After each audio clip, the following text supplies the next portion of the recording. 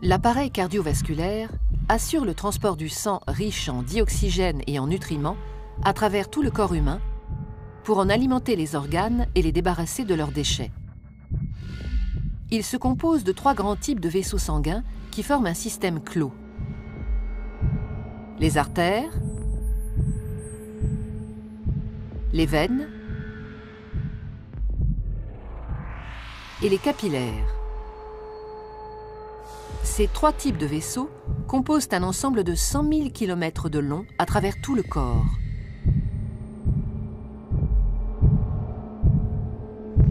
Une artère transporte le sang du cœur vers les organes. Les veines, à l'inverse, le transportent des organes vers le cœur. L'artère est donc un vaisseau partant du cœur. La veine, un vaisseau arrivant au cœur.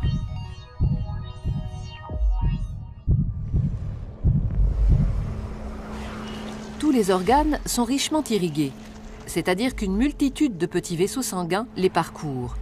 Ce sont les capillaires.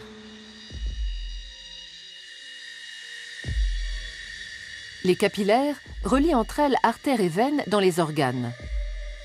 C'est donc au niveau de ces vaisseaux très fins que les échanges se font entre le sang qui apporte nutriments et dioxygène et les organes qui se débarrassent du dioxyde de carbone et des autres déchets. Plus un organe est actif, plus l'apport de sang et les échanges sont importants.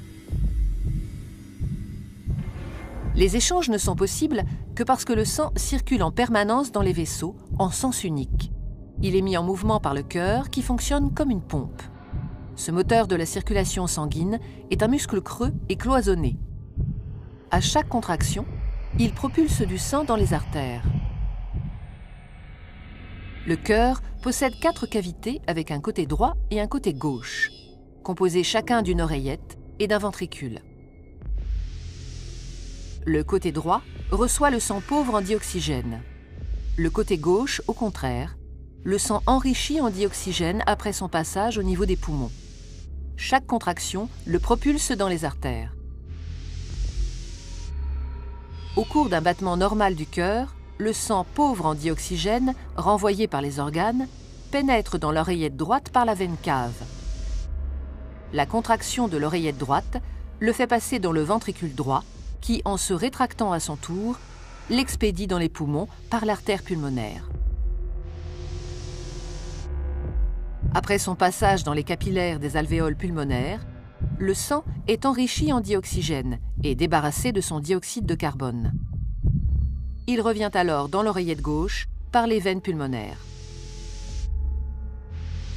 La contraction de l'oreillette gauche le pousse dans le ventricule gauche, qui le propulse lui-même dans l'aorte pour être distribué dans les artères de l'ensemble du corps. Et ce cycle, vital pour l'organisme et l'être humain, se répète à l'infini.